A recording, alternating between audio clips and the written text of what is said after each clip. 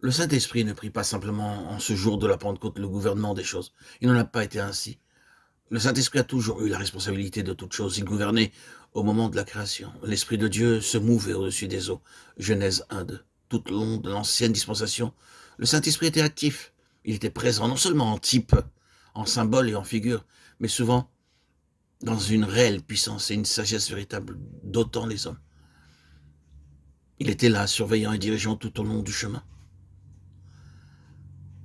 Ce que nous devons comprendre et saisir n'est pas simplement le fait qu'il prit la direction le jour de la Pentecôte, mais qu'il l'a pris sur une base entièrement nouvelle.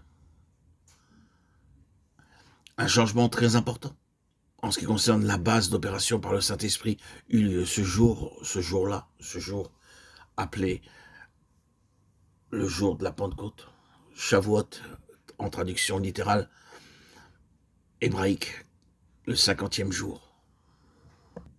Après la fête des prémices, Lévitique 23, 10, 15, 17. Le Fils de Dieu venant dans ce monde sous une forme humaine, vous vous souviendrez que nous avons essayé d'expliquer qu'il y avait un triple objet dans l'incarnation. Elle avait 3 significations très définies. Premièrement, la rédemption de l'homme. Nous avons vu quelque chose de la nature de l'homme, de quoi l'homme devait être racheté. Deuxièmement, la reconstitution de l'homme selon le modèle originel de Dieu. Et troisièmement, l'acheminement de l'homme à la perfection.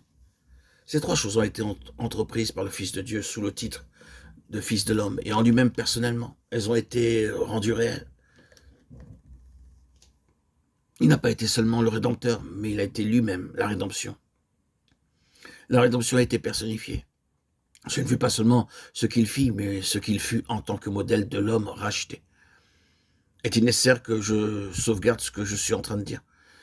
Permettez-moi de le répéter. Jésus n'a pas été seulement le Rédempteur, et la rédemption n'a pas été seulement ce qu'il a fait. Il s'est tenu là comme la personnification et la représentation de la rédemption. Il a été la représentation de l'homme racheté, de la sorte d'homme qui se manifesterait une fois racheté. Il a donc été un homme, en quelque sorte, reconstitué selon la pensée de Dieu. L'homme, en représentation, reconstitué, est différent. Et en lui-même, il a été élevé à la perfection par les souffrances, Hébreux 2:10. Il a représenté l'homme rendu parfait par les souffrances et les épreuves. Bien entendu, pas dans le sens d'être rendu bon ou sans péché, mais amené à l'état fait, à l'état complet.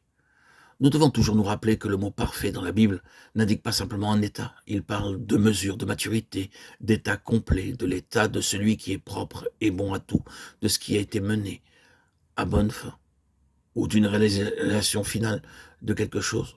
En lui, le parachèvement ne le rendait pas meilleur, rien ne pouvait faire cela. Mais en tant qu'homme, il était possible de le faire croître.